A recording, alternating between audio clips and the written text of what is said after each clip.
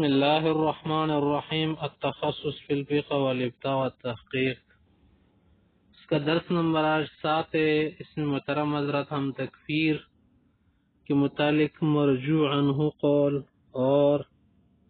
متون کے متعلق کچھ مختصر بات کرنے والے ہیں۔ محترم حضرات، تکفیر کا معنی ہے کسی کو کافر بتانا، قرار دینا،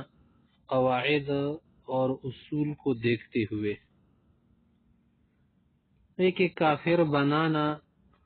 وہ یہ ہے کہ کسی کو آپ تنگ کر لے، کلمہ کفر کہہ دے، ایسا بھی ہو سکتا ہے، سبب انسان بن جائے۔ جیسے بعض اوقات کسی کو آپ زیادہ تنگ کر رہے، نماز پڑھو بولتا ہے کہ میں نماز مانتا ہی نہیں ہے، مثلا ایسا اس نے بول دیا، نعوذ باللہ، یہ کافر بنانا ہوا نا۔ اور اس طرح سے کہ کافر بنانے کا مطلب کیا ہے کہ ایک آدمی کافر نہیں ہے، اس میں کفر کی علامات نہیں ہے، کفر کا کام اس نے نہیں کیا، پھر بھی آپ اس کو بتا رہے کہ آپ کافر ہے، تو گویا آپ اس کو کافر بنا رہے ہیں۔ اور کسی کو کافر بنانے سے وہ کافر نہیں بنتا، بلکہ آدمی خود کافر بن جاتا ہے۔ جیسے کہ مسلم شریف اور بخاری وغیرہ کی حدیث میں ہے کہ کسی کو آپ کافر کہہ دے تو اگر اس میں کفر ہے یا کفر کی علامات ہیں اور بات مؤید ہو رہی ہیں پھر تو ٹھیک ہے، ورنہ کفر خود اس آدمی پر آ جائے گا، خود اس میں مبتلا ہو جائے گا، کیونکہ آپ کسی کے کلمے کو، اسلام کو کفر کہہ رہے ہیں، اور اسلام کفر کہنا خود کیا ہے؟ کفر ہے۔ کسی کے ایمان کو کفر کہنا، مومن ہونے کو کافر بتانے، تو ظاہر ہے کہ آپ مومن کو کافر کہہ رہے، منا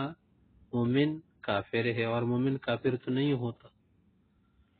تکفیر کا کیا معنی؟ باب تفعیل سے ہے، کفر کفر تکفیر، کسی کو کافر بتانا۔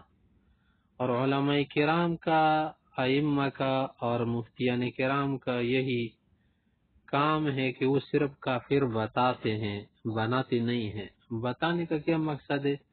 کہ اگر کسی میں کفر کی علامات پائی گئی، کفر کا کام اس نے کیا یا ارتداد کا کام کیا، الحاد اور زندقی کا کام کیا، تو وہ بتاتے ہیں کہ یار فلاں شخص ان باتوں کی وجہ سے جو ہے اسلام سے خارج ہو رہا ہے، اسلام سے نکل رہا ہے۔ اس کے لیے اکفار کا لفظ بھی استعمال ہوتا ہے۔ علماء میں سے کچھ یہ بھی کہتے ہیں کہ اکفار کا لفظ زیادہ بہتر ہے۔ اکفار الملحدین، جیسے کہ حضرت علامہ انور شاہ صاحب رحمۃ اللہ علیہ کی کتاب ہے اکفار الملحدین۔ محترم حضرات، تکفیر کے مسئلے میں احتیاط بہت زیادہ ضروری ہے، کیونکہ کچھ مسائل جو ہے بڑے نازک ہوتے ہیں، حساس ہوتے ہیں، ان میں احتیاط بہت ضروری ہوتی ہے۔ احتیاط نہ کی جائے، نہ برتی جائے تو اس سے نقصان بہت ہو جاتا ہے۔ علماء کرام نے، ائمہ نے، مفتیین نے یہ قاعدہ ذکر کیا ہے کہ اگر کسی میں کفر کے احتمالات 99 موجود ہو، 100 میں سے 99% کسی میں کفر کے احتمال موجود ہو، اور ایک طرف اس میں اسلام کا احتمال موجود ہو، اور وہ آدمی خود کو مسلمان بتانے کی کوشش بھی کر رہا ہو، کفر سے بچنے کی کوشش بھی کر رہا ہو، تو اس کو کافر قرار نہیں دیا جائے گا، اسے کافر نہیں کہا جائے گا۔ یہ بات جو ہے ہم میں سے بہت سارے کی گلوں میں سے ممکن ہے نہ اتر جائے، ہضم نہ ہو جائے، لیکن مسئلہ فی الحقیقت یہی ہے کہ کسی میں اگر 99 احتمال کفر کی موجود ہو اور ایک احتمال اسلام کا موجود ہو، تو آپ اس پر کفر کا فتویٰ نہیں لگا سکتے۔ اور ہمارے ائمہ دین، علماء متقدمین متاخرین میں یہی رہا ہے کہ وہ کسی کو کافر نہیں بتاتے تھے، زیادہ سے زیادہ فاسق اور بدعتی کہتے تھے۔ اور فسق جو ہے یا بدعت جو ہے، یہ دو طرح ہوتی ہے، کہ بدعت مفسقہ کہ اس انسان فاسق بن جائے، اور ایک بدعت مکفرہ اس بدعت سے آدمی کافر بن جائے۔ محترم حضرات، جیسے کہ یہ مسئلہ بھی ہے شریعت کا، قرآن کریم اور حدیث سے ثابت ہے کہ اگر کسی شخص پر زنا کی تہمت لگائی گئی کہ یہ زنا کر رہا تھا تو اس کو 4 گواہ جو ہے مرد لانے پڑیں گے، اور یہ بہت مشکل حساس مسئلہ ہے،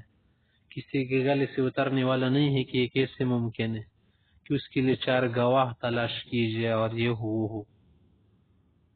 اور پھر ان گواہوں میں سے کسی کا جو ہے رجوع کرنا بھی درست نہیں ہے۔ اگر رجوع کر لے گا مسئلہ جو ہے پھر کیا ہو جائے گا، وہ سختی اس میں نہیں رہے گی۔ اس طرح سے تکفیر کے مسئلے میں بھی آزادی نہیں دی گئی ہے کہ آدمی فتوی لگائے یا کسی کو فاسق کافر بتائے، اس میں بہت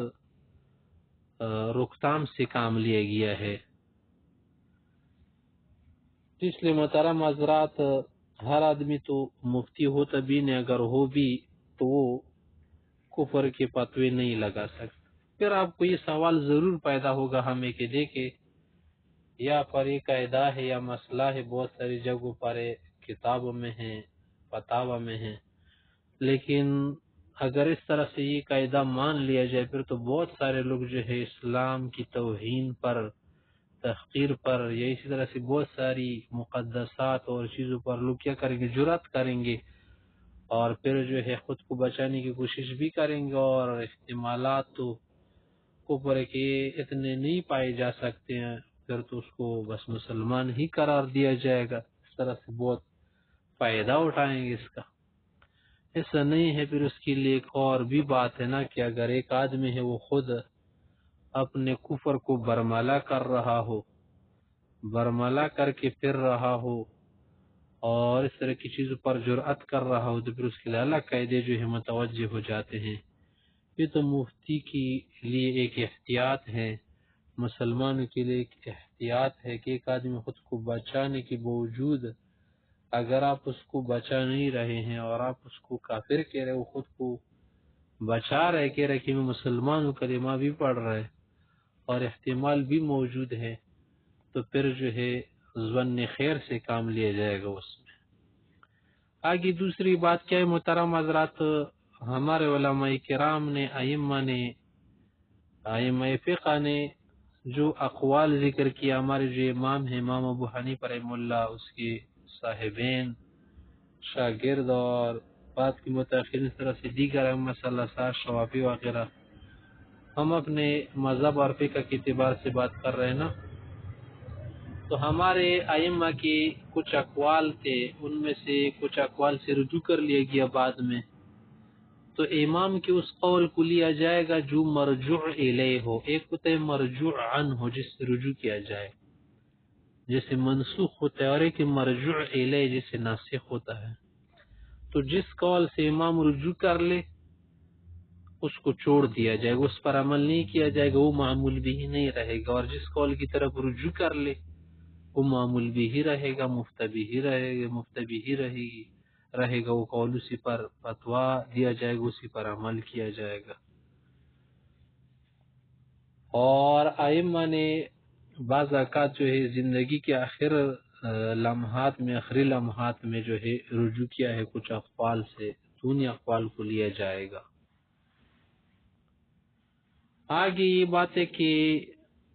یہ جو فقہی مسائل ہیں نا، یا کسی مسئلے کو لینے اس کے لیے بنیادی کیا چیزیں ہیں، ظاہر ہے کہ سب سے پہلے قرآن کریم کی آیت سے استدلال کیا جائے گا، پھر اس کے بعد حدیث سے۔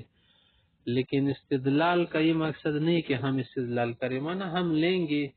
ہمارے ایمان نے ہمارے لیے کام تیار کر کے چھوڑ دیا ہے، ہم نے صرف لینا ہے، نقل کرنا ہے۔ قرآن کریم سے انہوں نے استدلالات کیے ہیں، حدیث سے کیے ہیں، حدیث جو ہے پیش کی جائے گی اس کی شرح۔ ہم جو ہے غیر مجتہد جو ہے حدیث سے براہ راست استدلال نہیں کر سکتے۔ اور اس کے بعد جو ہمارے پاس متون ہے محترم حضرات، متون سے جو ہے استدلال کیا جائے گا۔ پھر متون کے بعد جو ہے نا ان کی شروحات ہوتی ہیں، شروحات کے بعد پھر ائمہ کرام، علماء کرام نے متون اور شروحات کو دیکھ کر جو فتاوی دیے ہیں، جیسے کہ بہت ساری فتاوی ہے، مجموع الفتاوی، الفتاوی کے نام سے بہت سارے فتاوی ہیں، ان کی طرف جو رجوع کیا جائے گا۔ متون جو ہے محترم حضرات بنیادی چیز ہے فتویٰ کے لیے اور مفتی کے لیے۔ ہمارے پاس جو متون ہے نا بہت سے متون ہیں، ان میں جو مشہور بدایت المفتدی ہے، صاحب ہدایہ نے جو شروع میں کتاب لکھی تھی، بہت بڑی کتاب بدایت المبتدی، پھر اس کو مختصر کر کے ہدایہ کے نام سے لکھ لیا الہدایہ 4 جلدوں میں، یہ بھی ایک متن ہے ہمارے لیے، ٹھیک ہے۔ اور پھر اس کی کفایت المنتہی لکھی تھی، وہ تو بعد کی بات ہے، بس بدایت المبتدی اور ہدایہ، اور اس کے ساتھ ساتھ ملتقى الابحر، یہ کتاب جو ہے متن ہے۔ اسی طرح سے مختصر القدوری یہ ہے، اور ایک ہے کنز الدقائق، اور ساتھ میں جو ہے نقایہ، اور اس کے علاوہ جو ہے وقایہ، ملتقى الانہر، اس طرح سے تنویر الابصار، یہ بھی ایک متن ہے وغیرہ۔ یہ جو متون ہے نا، ان سے مسئلہ لیا جائے گا اور انہی پر جو ہے فتاوی جاری کیے جائیں گے، انہی سے فتاوی اخذ کیے جائیں گے۔